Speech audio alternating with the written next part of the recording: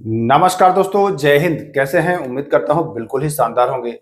तो आइए आज से हम लोग एक नए पहल की शुरुआत करते हैं। नया पहल क्या है कि अगर आप बिहार पुलिस, जी हाँ, बिहार पुलिस 19,838 एग्जाम की तैयारी कर रहे हैं तो आप हमसे जुड़ करके अच्छी तैयारी कर सकते हैं। मैं आपको प्रीवियस ईयर क्वेश्चंस का सीरीज जो है वो स्टार्ट कर रहा हूं। साथ ही साथ आपको टॉपिक वाइज मैं क्लास उपलब्ध कराता ही हूं। तो आज से एक सीरीज आपको प्रीवियस ईयर का मिलेगा। ये हफ्ते में आपको 5 दिन इसका सेट मिलेगा, है ना। हफ्ते में इसका 5 दिन मिलेगा। सोमवार, मंगलवार, बुधवार, गुरुवार और शुक्रवार, 5 दिन आपको इसका जो है वह मिलेगा। बाकी शनिवार और रविवार इसको नहीं मिलेगा। शनिवार और रविवार को आपको और अलग जो क्लास है वो उपलब्ध कराऊंगा। इसमें हम लोग पूरी डिटेल में देखेंगे जो 2010 से 2024 तक, यानी कि 21,391 वाले तक जो एग्जाम हुआ है वहां तक के जो भी क्वेश्चंस होंगे सब हम लोग देखेंगे। तो चलिए हम लोग बारी बारी से देखते हैं। और हाँ, हम लोग इसको अच्छे से जूम कर लेते हैं ताकि दिक्कत ना हो। चलिए, मैं उम्मीद कर रहा हूं कि आपको बिल्कुल स्पष्ट दिखाई दे रहा होगा, क्लियर दिखाई दे रहा होगा, कहीं से कोई दिक्कत नहीं होगी, है ना। इसको हम लोग डिटेल में पढ़ेंगे, बिल्कुल बारीकी से हर चीजों पर नजर रखते हुए हम लोग इसको डिटेल में पढ़ेंगे। क्योंकि अगर डिटेल में नहीं पढ़ेंगे तो मतलब कोई फायदा नहीं होगा दोस्तों। अगर डिटेल में आप नहीं पढ़ते हैं तो इसका कोई ज्यादा लाभ आपको नहीं मिलता है। डिटेल में पढ़ना आपके लिए बहुत ही ज्यादा जरूरी होगा। तो चलिए शुरू करते हैं हम लोग फटाफट अंदाज में।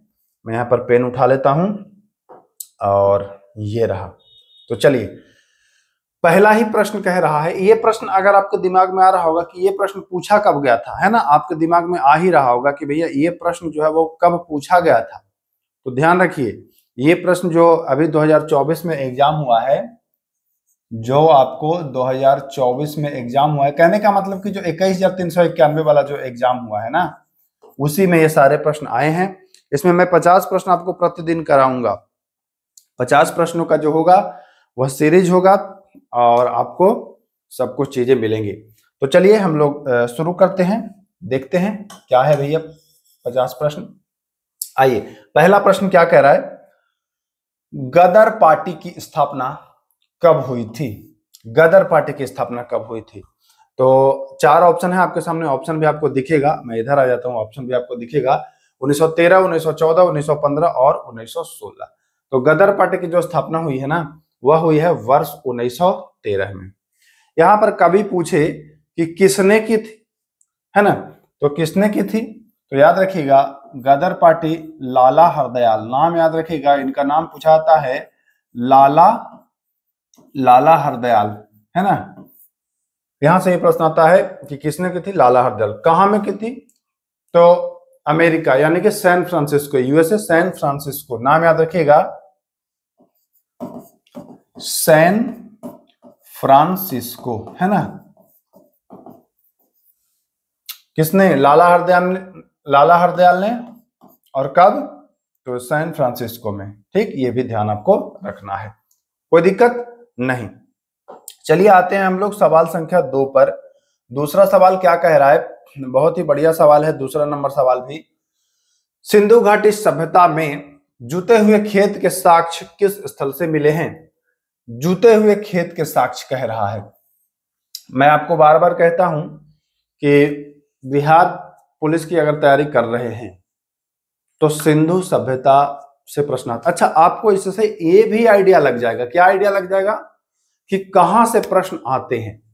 आपने देखा ना, पहला प्रश्न आधुनिक भारत का था, आधुनिक भारत के इतिहास का था। दूसरा प्रश्न जो है यह आपको प्राचीन भारत से मिल रहा है। तो सिंधु घाटी सभ्यता में जूते हुए खेत अगर पूछे तो जूता हुआ खेत जो मिला है वह कालीबंगा से मिला है। कहां से मिला है भैया? तो वह कालीबंगा से मिला है जूता हुआ खेत। कोई दिक्कत यहां पर किसी भी प्रकार से? कोई दिक्कत हो तो बताइए। जूते हुए खेत, कालीबंगा। ओके, चलिए, कालीबंगा है कहां में भाई? कालीबंगा आपको राजस्थान में है। कहां में है? राजस्थान में, ठीक ना। कालीबंगा राजस्थान में है आपको, ठीक। ये पूछता है कि कालीबंगा किस नदी के किनारे है। कालीबंगा किस नदी के किनारे है? तो कालीबंगा राजस्थान घग्गर नदी के किनारे है।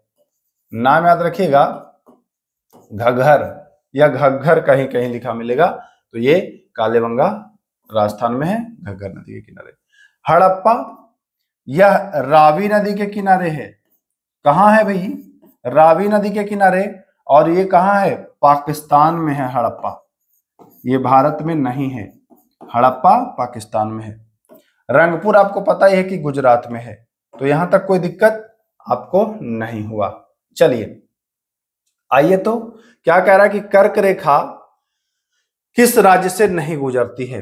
भारत में कर्क रेखा जो है वो 8 राज्यों से गुजरती है। आप लोग ट्रिक भी जानते होंगे, पढ़े होंगे। तो कोई बनाता था ट्रिक मित्र पर गमछा झार, कोई बनाता था झमेगूराम पछत्री, दोनों मैं बताऊंगा। तो कर्क रेखा किस राज्य से नहीं गुजरती है?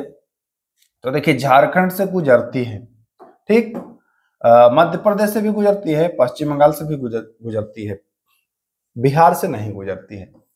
तो राइट आंसर जो हो जाएगा वो हो जाएगा आपका बिहार। इसका जो ट्रिक था वह मैं लिख देता हूं, आपको काम आएगा इन फ्यूचर। मित्र पर गमछा, है ना, मित्र पर गमछा झार, इससे आप 8 राज्य निकालेंगे। मिजोरम, त्रिपुरा, उसके बाद पश्चिम बंगाल, राजस्थान, 4 हो गया।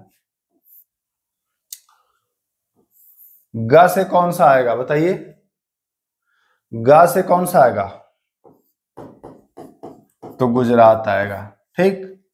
म से आ जाएगा आपका मध्य प्रदेश, आ जाएगा कि नहीं आ जाएगा? झारखंड आ जाएगा। और छ से कौन सा राज्य आएगा? आप बहुत ही आसानी से समझ सकते हैं छ से कौन सा राज्य आता है। तो मित्र पर गमछा झार, अब आप समझ गए होंगे। आपको 8 राज्य, कोई दिक्कत नहीं है। मित्र पर गमछा झार, कर्क रेखा, ये आपको आसान करा देगा याद कराने में। चलिए भाई, आइए तो बिहार के किस जिले में सर्वाधिक वन आच्छादित क्षेत्र है? सबसे ज्यादा वन आच्छादित क्षेत्र जो है वह बिहार के किस जिले में है, ये कह रहा है। सबसे ज्यादा वन अगर कहे कि किस जिले में है, तो देखिए ऑप्शन आपके सामने, कैमूर, पश्चिमी चंपारण, रोहतास और जमुई। सबसे ज्यादा पूछे तो बताएंगे सबसे ज्यादा तो सर कैमूर में है। सबसे ज्यादा कहां में है? कैमूर में। देखिए पश्चिमी चंपारण में भी है, बट कैमूर से ज्यादा नहीं है, कैमूर से ज्यादा नहीं है। तो इसका जो राइट आंसर हो जाएगा वह क्या हो जाएगा? राइट आंसर हो जाएगा वो हो जाएगा आपका कैमूर। अच्छा, एक चीज और, अगर पूछे कि सबसे कम कहां में है, मैं 2 ऑप्शन आपको दे रहा हूं, शिवहर और शेखपुरा। शिवहर और शेखपुरा, ये 2 आंसर में आप कमेंट करिए कि सबसे कम वन जो है वह कहां में है। जरा आप कमेंट करिए, आपके कमेंट का इंतजार करूंगा मैं। चलिए, पहला अंतर्राष्ट्रीय योग दिवस मनाया गया था। पहला अंतर्राष्ट्रीय योग दिवस कब मनाया गया था भैया? 2013, 14, 18 या 19? तो ध्यान दीजिए, अंतर्राष्ट्रीय योग दिवस मनाया जाता है कब? 21 जून को। कब? 21 जून को। और यह शुरू कब हुआ था जानते हैं? यह शुरू हुआ था वर्ष 2015 से। जी हाँ, मोदी जी की सरकार आई है, उसके बाद इन्होंने ये शुरू किया है। क्या शुरू किया है? 2015 में पहला अंतर्राष्ट्रीय योग दिवस मनाने की शुरुआत हुई है। चीजों को जोड़ करके पढ़िए, रिलेट करके पढ़िए, कमेंट करिएगा। आप लोग टेस्ट सीरीज में टेस्ट लगाते होंगे ना, टेस्ट कितने नंबर आपके आ रहे हैं? 100 क्वेश्चन में या 50 क्वेश्चन में कितने नंबर आ रहे हैं? अगर नंबर कम आ रहा है तो उसके लिए भी टेक्निक बताऊंगा, आपका नंबर बढ़ेगा, स्कोर बढ़ेगा, है ना। इस पर मैं एक वीडियो भी बना चुका हूं कि आप नंबर कैसे इंक्रीज कर सकते हैं, कैसे बढ़ा सकते हैं, जाकर के देखिएगा। चलिए, क्या कह रहा है प्रश्न देखते हैं।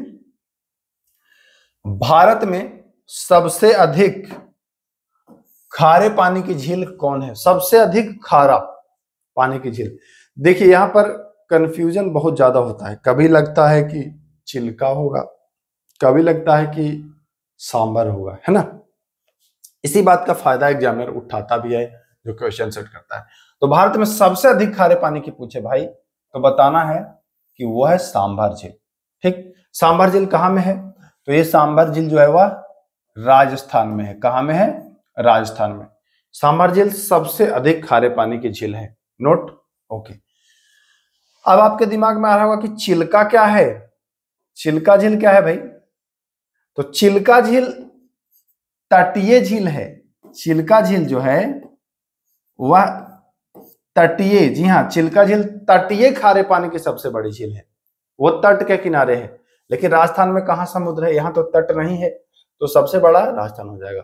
लोकटक झील जो है वो कहां में है, तो लोकटक झील जो है वह मणिपुर में है। ठीक, वुल्लर झील जम्मू कश्मीर जानते हैं, नैनीताल उत्तराखंड आप जानते हैं। तो कोई दिक्कत नहीं ना, नहीं दिक्कत है तो आगे बढ़ते हैं। चलिए देखिए क्या कह रहा है, संविधान दिवस कब मनाया जाता है। संविधान दिवस पूछ रहा है कि कब मनाया जाता है भैया, तो संविधान दिवस जो है यह आपको बताइए कब मनाया जाएगा। 14 अप्रैल की, 11 नवंबर की, 26 नवंबर, कब मनाया जाएगा संविधान दिवस। तो संविधान अब जिस दिन लागू होगा उसी दिन तो मनाया जाएगा, संभवतः तो यही दिमाग लगाएंगे, दिमाग लगाना भी चाहिए। संविधान दिवस 26 नवंबर को ही मनाया जाता है, ठीक ना। अब बात करते हैं कि 25 जनवरी को क्या मनाया जाता है, राष्ट्रीय मतदाता। जी हाँ, लिख लीजिए, पूछता है राष्ट्रीय मतदाता, राष्ट्रीय मतदाता दिवस जो है वह मनाया जाता है 25 जनवरी को। 14 अप्रैल को भीमराव अंबेडकर का जन्म हुआ था। जी हाँ, तो अंबेडकर जयंती कह लीजिए 14 अप्रैल को मनाया जाता है। और इनकी मृत्यु कब हुई थी, तो 6 दिसंबर 1956। मृत्यु भी याद रखिएगा और इनका जन्म जो है वो भी, जन्म भी आपको याद रखना है। तो जन्म कब हुआ था, तो 14 अप्रैल, और ईस्वी अगर पूछे 1891, दोनों याद रखना। 1891 में जन्म लिया है, 6 दिसंबर 1956 को इनकी मृत्यु हुई। कोई दिक्कत नहीं, तो सब चीज आप आसानी से समझते चल रहे होंगे।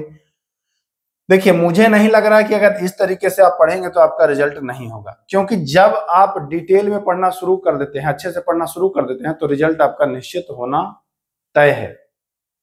अब अगर खाली लगाएंगे कि अंक की राजधानी चंपा, बढ़ गए आगे, तो करिए चंपा चंपा, कोई मतलब नहीं है ना। इसलिए मैं बार बार कहता हूं कि भाई जब पढ़ो आप तो डिटेल में पढ़ो, और नहीं तो फिर मत पढ़ो, क्योंकि कोई फायदा नहीं होगा। फिर अंक की राजधानी चंपा, एक क्वेश्चन क्या मिला, कुछ मिला नहीं मिला, तो इसको डिटेल में समझना है। चलिए आते हैं, अंक की राजधानी कहाँ है, तो अंक की राजधानी चंपा तो है ही। इससे आपको क्या सीख मिली है कि अंक की राजधानी चंपा, बस आपको ये सोचना चाहिए, समझना चाहिए कि महाजनपद से प्रश्न आए हैं। तो अब आपको क्या करना है कि महाजनपद, आपके पास जो भी किताब है, चाहे लूसेंट हो, चाहे क्राउन हो, है ना, चाहे स्पीडी हो, उसमें आपको महाजनपद पूरा पढ़ लेना है। डिटेल में पढ़ लीजिएगा, क्योंकि इस बार राजधानी पूछा है, अगली बार कोई और चीज पूछ दे, क्षेत्र पूछ दे, है ना, तो ये पूछ सकता है। तो अंक की राजधानी चंपा, लेकिन आपको ये पढ़ना है। श्रावस्ती कहाँ की राजधानी थी, तो श्रावस्ती कौशल की राजधानी थी। राजगृह तो मगध की राजधानी थी, और कौशांबी तो वत्स की राजधानी थी, ठीक ना। तो ये चारों चीज आपको क्लियर हो गया होगा। जरा कमेंट करिएगा कि कैसा लग रहा है, मजा आ रहा है कि नहीं। अगर आप लोग कहेंगे तो ऐसे ही सारे सब्जेक्ट को पूरी डिटेल में मैं कराऊंगा, ताकि एग्जाम में आप बस वीडियो को देखिए, बने रहिए, देखिए, ज्यादा कुछ करने की आवश्यकता नहीं है। देखिए आपको सब याद हो जाएगा, परेशान होने की जरूरत भी नहीं पड़ेगी। तो चलिए, लाल ग्रह किसे कहा जाता है, लाल ग्रह के रूप में आप जानते हैं मंगल को। किसे भैया, मंगल को जानते हैं लाल ग्रह के रूप में, ठीक ना। मंगल को लाल ग्रह भी कहा जाता है। नीला ग्रह अगर पूछे तो नीला ग्रह में अपना पृथ्वी आ जाता है।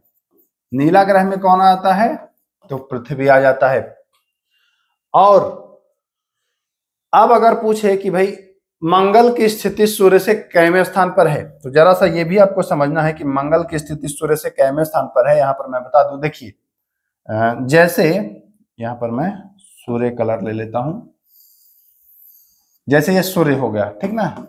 हालांकि ऐसा चपटा तो सूर्य नहीं है, बट बनाना पड़ेगा, ठीक। ये सूर्य है, माना कि सूर्य से सबसे नजदीक स्थित ग्रह कौन है? आप जानते हैं ना कि सूर्य से सबसे नजदीक स्थित जो ग्रह है वह है आपका बुध, ठीक। फिर आपको कौन आता है भाई? तो फिर आपको देखिए, वीडियो थोड़ा सा लंबा होगा लेकिन डिटेल में आप चीजों को जान भी लेंगे। बुध, शुक्र, फिर आता है पृथ्वी, फिर आता है मंगल, ठीक ना। फिर थोड़ा सा गैप होता है, फिर आता है बृहस्पति आता है।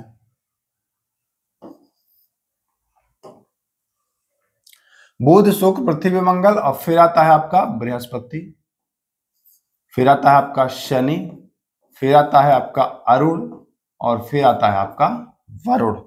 ऐसे सीक्वेंस होता है। तो अगर आपसे पूछे कि बुध का स्थान सूर्य से, तो पहला, शुक्र का तो दूसरा, है ना। अगर पूछे पृथ्वी का तो तीसरा, अगर पूछे मंगल का चौथा, बृहस्पति का पांचवा, शुक्र का छठा, अरुण का सातवां और वरुण का आठवां, और एक जो प्लूटो था इसको बौना ग्रह बना दिया गया और ये 9वां ग्रह था। अब कोई दिक्कत है क्या किसी को? कोई दिक्कत नहीं है। मैं समझ पा रहा हूं कि किसी को किसी भी प्रकार से कोई दिक्कत नहीं होगी, क्योंकि चीजों को आप आसानी से समझते। तो लाल ग्रह मंगल आपको याद रखना है। चलिए, और अगर कहिएगा कि स्पीड बढ़ा दीजिए तो फिर स्पीड बढ़ाएंगे, लेकिन कंटेंट कम मिलेगा। बिहार का स्थापना दिवस मनाया जाता है। बिहार का कब हुआ था स्थापना? तो 22 मार्च को हुआ था, इसलिए 22 मार्च को बिहार स्थापना दिवस मनाया जाता है। 1 अप्रैल को, तो 1 अप्रैल को जानते ही हैं कि अप्रैल फूल मनाते हैं, तो इसमें कोई बहुत ज्यादा सोचने विचारने की बात ही नहीं है, ठीक ना। पर्यावरण दिवस कब मनाया जाता है भैया? तो पर्यावरण दिवस देखिए 4 ऑप्शन आपको मिलेगा, 21 जून, 5 जून, 20 जून और 29 जून। 29 जून को राष्ट्रीय सांख्यिकी दिवस, पीसी महालनोबिस के जन्म दिवस पर मनाया जाता है ये, ठीक ना। 5 जून को क्या मनाया जाता है भैया? तो सर 5 जून को तो आप बताए हैं कि पर्यावरण दिवस मनाया जाता है 5 जून को ही। तो 21 जून को क्या मनाया जाता है सर? अभी हमने बताया 21 जून 2015 से अंतर्राष्ट्रीय योग दिवस मनाने की शुरुआत हुई है ना, तो ये ध्यान दीजिएगा।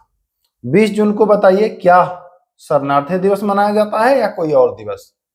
कमेंट करिएगा, कुछ कमेंट्स भी होने चाहिए। भारत में सबसे बड़ा नदी पर निर्मित पुल कौन सा है? नदी पर, अच्छा यहां रेलवे पुल नहीं कह रहा है, नदी वाला पुल। जो रेल का मतलब रेलवे कहता तो रेल पूछ ही देता, यहां नदी पुल पूछा है। तो नदी पुल ध्यान दीजिए, सबसे जो बड़ा है वह है लगभग 9 पॉइंट समथिंग है ना, एग्जैक्ट नहीं याद है, 9.1 ऐसे करके या 9.2 जो भी हो, 9 किलोमीटर से प्लस है। यह है भूपेन हजारिका। पहले महात्मा गांधी सेतु था, यह लगभग 5700 मीटर था इसकी लंबाई। तो ये भी आपको ध्यान देना है, ये 2 चीजें आपको कम से कम जानना पड़ेगा। चलिए, बिहार में औद्योगिक निवेश को प्रोत्साहन नीति कब आई थी? तो औद्योगिक निवेश प्रोत्साहन नीति वर्ष 2016 में आई थी। कब आई थी? वर्ष 2016 में आई थी। बिहार में औद्योगिक निवेश के लिए प्रोत्साहन हेतु नीति आई थी कब? तो 2016 में। स्वदेशी कविता के लेखक कौन हैं? स्वदेशी कविता के लेखक कौन है भैया? तो स्वदेशी कविता के जो लेखक हैं वह हैं आपके प्रेमधन हैं। वह कौन है? प्रेमधन। स्वदेशी कविता के लेखक प्रेमधन ही हैं, तो ध्यान रखना है, स्वदेशी कविता के लेखक प्रेमधन। अच्छा ये बताइए, रामधारी सिंह दिनकर को राष्ट्र कवि भी कहा जाता है। जी हाँ, रामधारी सिंह दिनकर को क्या कहा जाता है भाई? तो राष्ट्र कवि की भी संज्ञा दी गई है। अगर कभी आपसे ये पूछे कि भैया रामधारी सिंह दिनकर की कोई कृति बता दीजिए, तो क्या बताएंगे? है ना, बहुत अच्छी कृति है, चर्चित है, उर्वशी। जी हाँ, उर्वशी जो है वह रामधारी सिंह दिनकर की ही कृति है। चलिए, बिहार में उर्वरक कारखाना स्थित है, बरौनी में स्थित है। इसके लिए ज्यादा परेशान होने की जरूरत नहीं है। कहाँ में है भाई? तो बरौनी में है। बहुत ही इजी प्रश्न है। अच्छा, कब बना है ये? बरौनी स्थित जो कारखाना है ये कब बना है ना? 20वीं सदी में बना है, 1970 के आसपास। तो ध्यान दीजिएगा इसका भी। चलिए हम लोग आते हैं अगले प्रश्न पर। क्या कह रहा है अगला प्रश्न? संगमरमर का रासायनिक फॉर्मूला क्या है? संगमरमर, कैल्शियम कार्बोनेट। संगमरमर यानी कैल्शियम कार्बोनेट। अब इसमें देखिए कैल्शियम कार्बोनेट कौन हो जाएगा? तो कैल्शियम कार्बोनेट हो नहीं जाएगा, CaCO3। CaCO3 क्या होगा? अरे भैया CaCO3 कैल्शियम कार्बोनेट तो ही होगा, और क्या होगा? ये तो हो जाएगा कैल्शियम हाइड्रोक्साइड, CaOH ट्वाइस, है कि नहीं? Calcium hydroxide. कैल्शियम हाइड्रोक्साइड को क्या कहते हैं भाई? इसको कहते हैं बुझा हुआ चूना। याद रखिएगा, कैल्शियम हाइड्रोक्साइड इसको कहते हैं CaOH2, कैल्शियम हाइड्रोक्साइड यानी बुझा हुआ चूना, बुझ गया है चूना। और ये है कैल्शियम ऑक्साइड, यह बिना बुझा हुआ चूना, बिना बुझा हुआ चूना। कैसे जानेंगे? देखिए, चूना कब बुझेगा? जब चूना में आप जल मिला देंगे तो चूना बुझ जाएगा। बुझ जाएगा कि नहीं? तो देखिए यहां पर मिलाया जा रहा है जल, ठीक? यहां जल नहीं है। अगर यही जल मिल जाए तो ये भी बुझ जाएगा और हो जाएगा क्या? बुझा हुआ चूना। लेकिन वो है तो बिना बुझा चूना है। चलिए, संविधान सभा का गठन कब हुआ था? संविधान सभा जो है इसका गठन हुआ था आपका नवंबर 1946। कहीं कहीं आपको दिसंबर 1946 मिलता है ना? लेकिन जो लक्ष्मीकांत बुक है उसमें स्पष्ट लिखा है नवंबर 1946। एक प्रश्न और पूछता है कि संविधान सभा का विचार सबसे पहले किसके मन में आया था? सबसे पहले किसके मन में आया था संविधान सभा का विचार? तो याद रखिएगा M.N. राय। जी हाँ, M.N. राय के मन में 1934 में ही M.N. राय, याद रखिएगा नाम, M.N. राय के मन में आया था यह विचार। तो ये भी आपको ध्यान देना है। चलिए, फ्रांसीसी क्रांति कब हुई थी? तो फ्रांसीसी क्रांति वर्ष 1789 में हुई थी। लुई, जी हाँ, लुई 16 के समय हुई थी। इसका नारा था स्वतंत्रता, समानता, बंधुत्व। याद रखिएगा इसका जो नारा था वह क्या नारा था? स्वतंत्रता,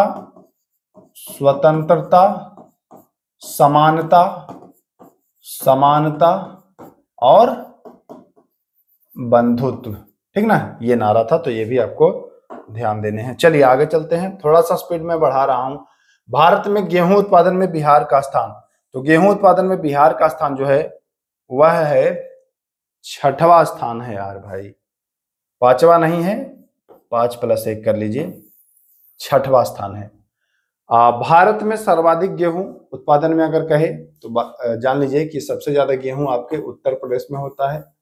बिहार का स्थान वहां 6ठा है। जहां उत्तर प्रदेश नंबर 1 पर है वहीं बिहार जो है वो 6वें स्थान पर है। तो ये भी आपको ध्यान देना है। चलिए, IPL 2024 के फाइनल में कोलकाता नाइट राइडर्स ने किसे हराया था? तो कोलकाता नाइट राइडर्स ने किसे हराया था भैया? तो आप लोग IPL देखते होंगे तो आप लोगों को पता ही होगा कि SRH यानी कि सनराइजर्स हैदराबाद, जो आपकी काव्या मारन की टीम है ना? देखते होंगे ना IPL, जानते तो होंगे ही। तो SRH यानी सनराइजर्स हैदराबाद की टीम है।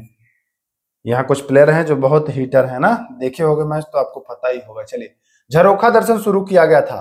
तो झरोखा दर्शन शुरू किया गया था किसके द्वारा? बलबन, हुमायूं, अकबर या शाहजहां के द्वारा? तो झरोखा दर्शन जो था वह अकबर के द्वारा शुरू किया गया था। किसके द्वारा? अकबर के द्वारा। और अकबर की जब बात आई है तो अकबर संबंधित है किस वंश से? तो अकबर संबंधित है मुगल वंश से, ठीक है ना, मुगल वंश से। अब आते हैं कि मुगल वंश की बात है तो भैया मुगल वंश के जो संस्थापक हैं वह कौन है? तो मुगल वंश का जो संस्थापक है वह है बाबर। बाबर के बाद कौन आता है? तो बाबर के बाद आता है हुमायूं। हुमायूं हुमायूं आता है। हुमायूं के बाद आते हैं अकबर। अकबर फिर आते हैं जहांगीर, फिर आते हैं जहांगीर, फिर आते हैं शाहजहां, फिर आते हैं कौन? शाहजहां, फिर आता है औरंगजेब, ठीक ना। अब इसको आप ट्रिक से भी याद कर सकते हैं, BHAJSA, बाबर, हुमायूं, अकबर, जहांगीर, शाहजहां, है ना। और ये ए है ना, ये है औरंगजेब। तो ऐसे इनका कार्यकाल भी आप सीक्वेंस में रख सकते हैं। चलिए, राष्ट्रीय मतदाता दिवस, ये मैं आपको करा चुका हूं कि राष्ट्रीय मतदाता दिवस जो है वो कब मनाया जाता है, ये आप कर चुके हैं, परेशान मत होइए। 25 जनवरी को राष्ट्रीय मतदाता दिवस। प्रवासी भारतीय दिवस ये 9 जनवरी। 12 जनवरी को क्या मनाया जाता है? स्वामी विवेकानंद के ही जन्म दिवस पर मनाया जाता है राष्ट्रीय युवा दिवस, है ना। 10 जनवरी को विश्व हिंदी दिवस। तो ये भी आपको ध्यान रखना है, सब कुछ आप देखते चल रहे होंगे। स्मृति मंधाना का संबंध है, स्मृति मंधाना का संबंध किससे भैया? तो ये जानते हैं आप कि क्रिकेट खेलती हैं, ये क्रिकेटर हैं, तो स्मृति मंधाना का जो संबंध है वो आपका हो जाएगा ऑप्शन नंबर ए, यानी कि क्रिकेट से। चलिए आगे चलें, अगला प्रश्न देखिए क्या कह रहा है। विद्युत विभव मापा जाता है। विद्युत विभव कैसे मापा जाता है भाई? तो वोल्ट मीटर से आप माप सकते हैं। अल्टीमीटर से क्या मापते हैं? तो अल्टीमीटर से विमानों की ऊंचाई मापते हैं। बैरोमीटर से वायु दाब मापते हैं। अमीटर से विद्युत धारा मापते हैं, इससे विद्युत धारा मापेंगे आप, कोई दिक्कत नहीं है। चलिए फटाफट, या तो फिर क्वेश्चन की संख्या कम रखूंगा क्योंकि बहुत ज्यादा लग जाएगा समय। 50 क्वेश्चन अगर डिटेल में सॉल्यूशन कराया जाए तो समय जो है वो बहुत ज्यादा लग जाएगा, और नहीं तो फिर छोड़ छोड़ के भागना पड़ेगा।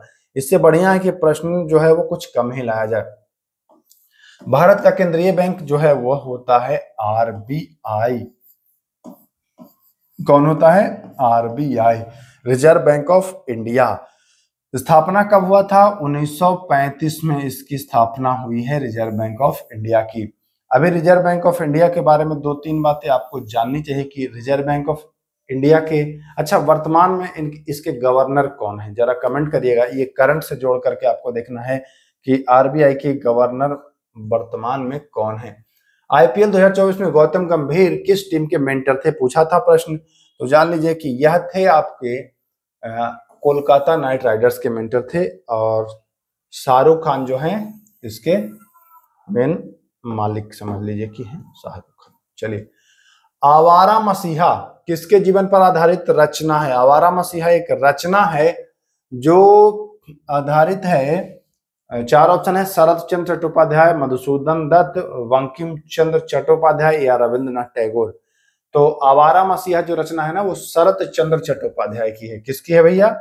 शरत चंद्र चट्टोपाध्याय की यह रचना है, इनके जीवन पर है रचित ये, तो ये भी ध्यान दीजिएगा। चलिए, अनुच्छेद 16, जी हाँ, अनुच्छेद 16 का संबंध है, अनुच्छेद 16 संबंधित है स्वतंत्रता। अच्छा जान लीजिए 16 कैसे अनुच्छेद है, देखिए समता का अधिकार जो है, समता का जो अधिकार है यह आता है अनुच्छेद 14 से 18 तक, ठीक ना।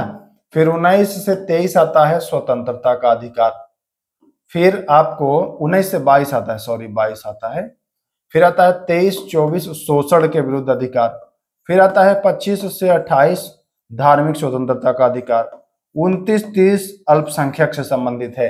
तो क्या पूछ रहा है भैया? अनुच्छेद 16, तो 16 नहीं बताएंगे कि समता का अधिकार है, 19 से 22 तो स्वतंत्रता का अधिकार होता है, ये तो स्वतंत्रता का अधिकार होता है, 23-24 शोषण के विरुद्ध है, 25 से 28 आपको शिक्षा वाला बता दिए, धार्मिक शिक्षा, है ना। तो ये सब कुछ तो आप जान ही गए, कोई दिक्कत है क्या किसी प्रकार से? नहीं भैया, कोई दिक्कत नहीं है।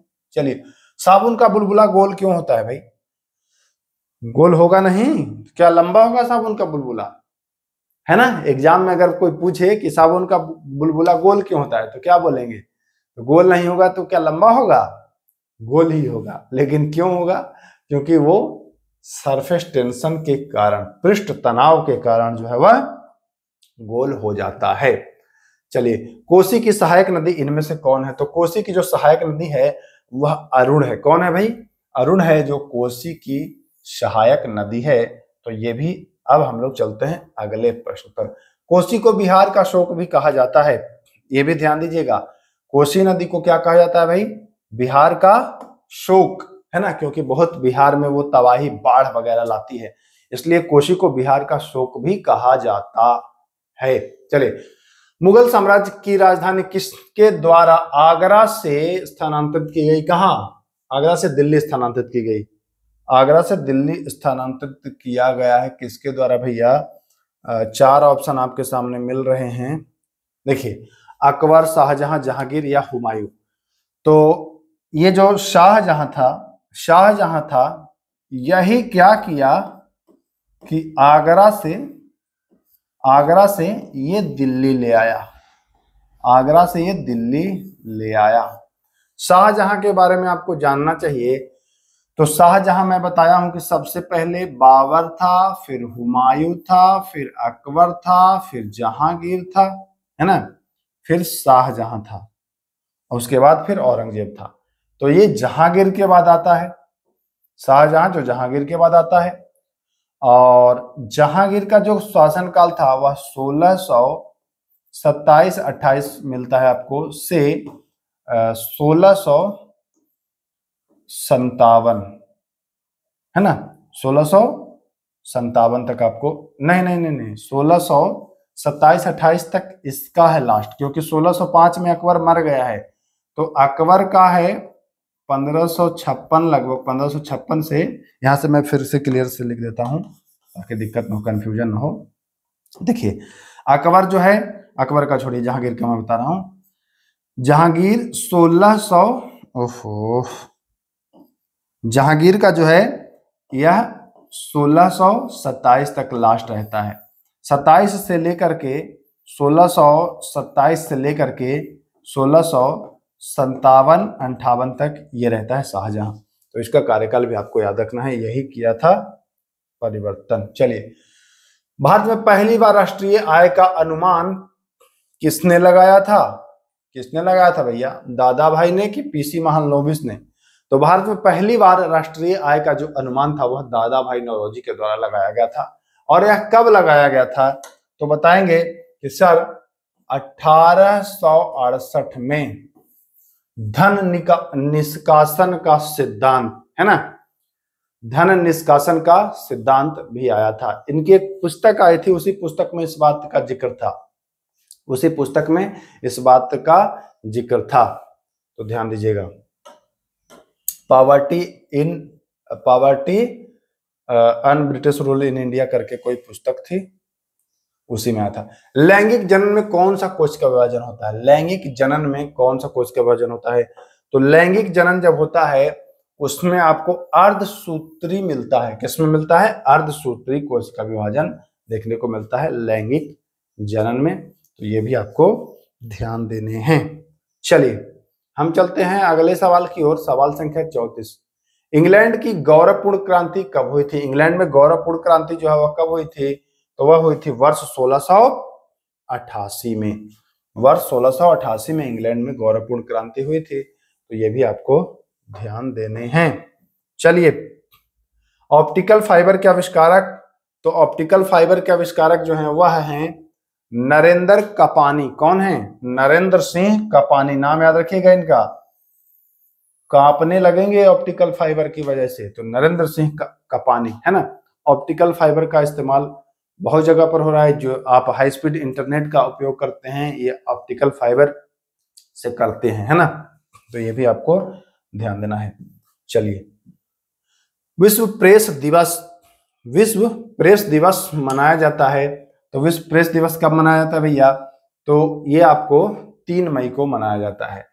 3 मई को विश्व प्रेस दिवस मनाया जाता है। तो ध्यान दीजिएगा, 3 मई राइट आंसर हो जाएगा विश्व प्रेस दिवस।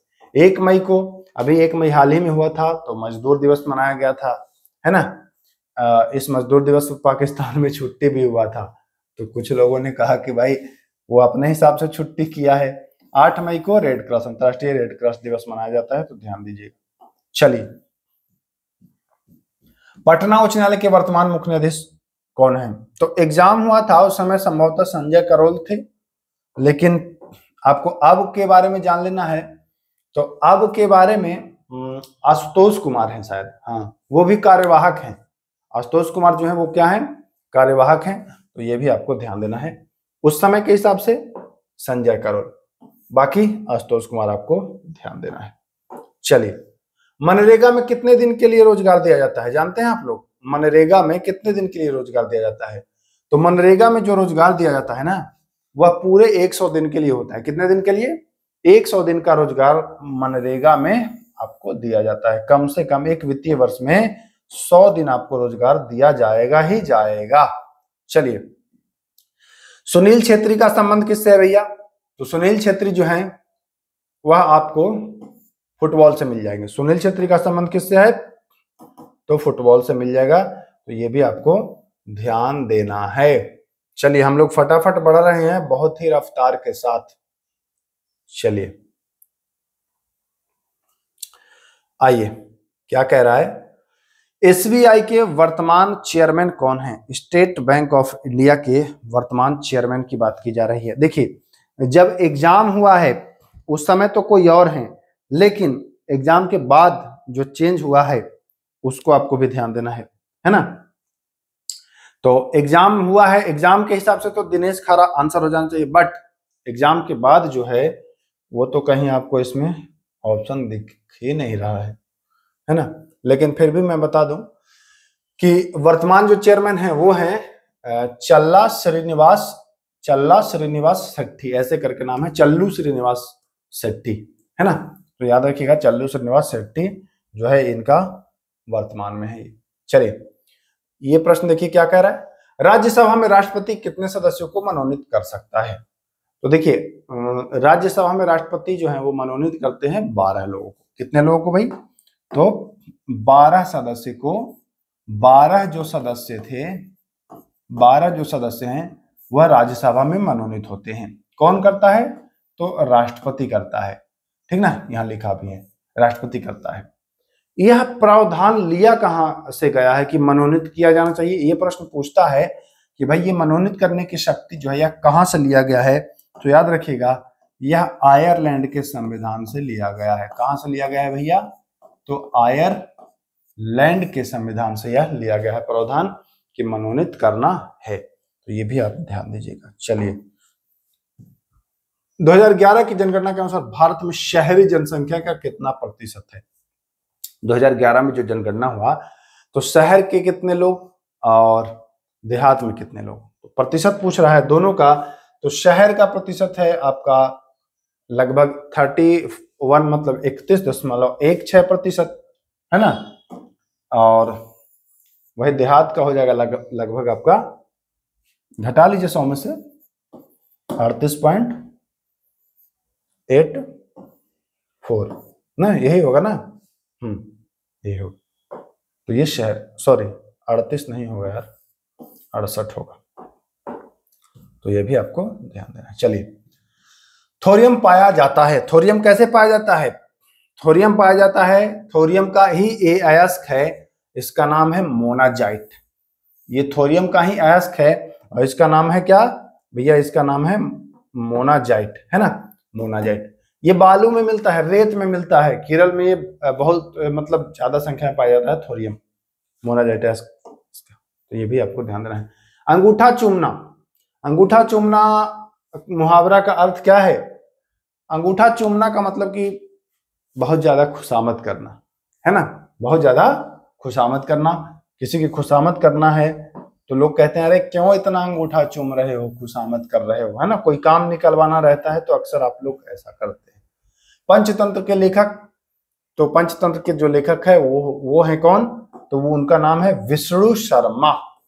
जी हाँ, विष्णु शर्मा। भास किसके हैं? तो भास का आपने सुना होगा स्वप्नवास दाता, नाम याद करिए, स्वप्नवास दाता भास। विशाख दत्त, तो यह मुद्रा राक्षस, मैं यहां पर लिख दूं मुद्रा राक्षस, मुद्रा राक्षस के लेखक ये है विशाखदत्त। अमर सिंह बहुत ज्यादा इंपॉर्टेंट नहीं था इसलिए छोड़ दिया, कोई दिक्कत नहीं। संविधान में संशोधन कितने प्रकार से होता है? ये प्रश्न फंसाएगा बच्चों को। बच्चे अक्सर देखते हैं कि संविधान में संशोधन, देखते हैं अनुच्छेद 368 और अनुच्छेद 368 बताता है कि भैया संशोधन होगा दो प्रकार से, एक तो होगा विशेष बहुमत से और एक होगा विशेष बहुमत प्लस आधे राज्य से, है ना, ये होता है। तो उनको लगता है कि एक तो ये विधि है और एक तो ये विधि है, लेकिन ये जान लीजिए बाबू, अनुच्छेद 368 के अलावा भी संशोधन होता है, वो सामान्य बहुमत से होता है, वो 368 के अंतर्गत नहीं होता है, साधारण बहुमत से होता है, तो वो भी ध्यान देना है। तो आंसर होगा क्या? 3 प्रकार से, न कि 2 प्रकार से। रट लीजिए, जो लोग 2 प्रकार मार के आए होंगे उनको लग रहा होगा कि गलत कर दिए हैं हम। चलिए, लुई सोलहवा को कब दी गई थी फांसी? तो लुई सोलहवा को 1793 में फांसी पड़ी थी। कब पड़ी थी? तो 1793 में इसको फांसी दी गई थी, है ना। चलिए, सूरत किस नदी के किनारे है? आप जानते हैं कि सूरत जो है वह आपको किस नदी के किनारे है भैया? तो सूरत जो है वह, अरे कहाँ चला गया, सूरत जो है वह ताप्ती नदी के किनारे है, तो ये भी आप ध्यान देंगे। चलिए, यहां से मैं बैक आ जाता हूं, है ना, आगे चलें। चलिए, 49, बिहार में न्यूनतम लिंगानुपात वाला जिला, बिहार में न्यूनतम लिंगानुपात वाला जिला कौन है? मतलब कम लिंगानुपात वहां कम है, बिहार में कहां में कम लिंगानुपात है भैया? तो चलिए, राइट आंसर जो हो जाएगा वो हो जाएगा क्या? मुंगेर। मुंगेर में जो लिंगानुपात है ना, अगर 1000 पुरुष पैदा ले रहा है तो महिला 876 ही पैदा ले रही है मुंगेर में। यह स्थिति आ गया है मुंगेर की। सबसे ज्यादा लिंगानुपात पूछे, ये लिंगानुपात अगर सर्वाधिक पूछ दे, यहां पर मैं लिख दूं, अगर लिंगानुपात सर्वाधिक पूछ दे तो बताएंगे 1021 लिंगानुपात, और कहां? तो गोपालगंज। कोई दिक्कत है क्या? सबसे कम मुंगेर 876 और सर्वाधिक गोपालगंज। किसी प्रकार से कोई दिक्कत बाबू नहीं। 50वां सवाल भी आ जाते हैं। 85 सवाल है आज के इस वीडियो में, जो कि जबरदस्त प्रश्न लाया हूं मैं, जो भी पूछा था सब उठाया हूं। 50 पूछा तो ज्यादा था और नेक्स्ट वीडियो में रहेगा, लेकिन इसके साथ आपको और भी एक्स्ट्रा चीजें जानकारी हुई है। 50 प्रश्न में लगभग आपको 150 जानकारी मिला है, 150 क्वेश्चन आप किए हैं। अब ये मत देखिएगा कि 40 मिनट 45 मिनट में 85 को क्वेश्चन कराए हैं और बतिया रहे हैं। 50 तो कराए हैं, लेकिन साथ साथ एक्स्ट्रा कितने फैक्ट बताया हूं वो भी क्वेश्चन ही है, ठीक ना। विंबलडन टेनिस टूर्नामेंट किस कोर्ट पर खेला जाता है? विंबलडन टेनिस किस कोर्ट पर? तो यह जो है यह ग्रास कोर्ट पर खेला जाता है विंबलडन, ध्यान रखिएगा। एक होता है ऑस्ट्रेलिया ओपन, जो हार्ड कोर्ट पर खेला जाता है, ठीक। ऑस्ट्रेलिया ओपन मैं लिख रहा हूं, देखिए आप याद करना चाहें तो आसानी से याद कर सकते। ऑस्ट्रेलिया ओपन हार्ड कोर्ट पर।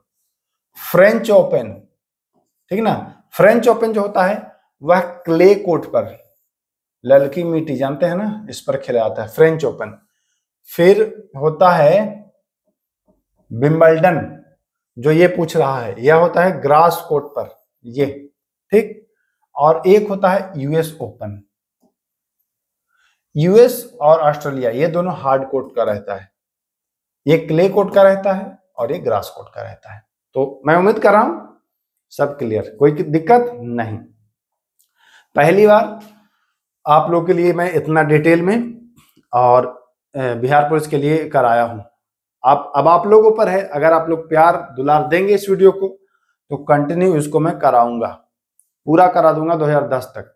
ये 2024 का क्वेश्चन था, तो आप लोगों से निवेदन है कि इतनी अगर मेहनत मैं कर रहा हूं तो बस आपको एक अंगूठा प्रेस करके शेयर कर देना है, जहां भी जिस भी ग्रुप में आप हैं, या फिर अपने दोस्तों को या जिसको करना है कर दीजिए, है ना।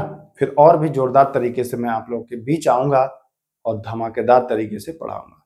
तो चलिए फिर मिलते हैं, है ना।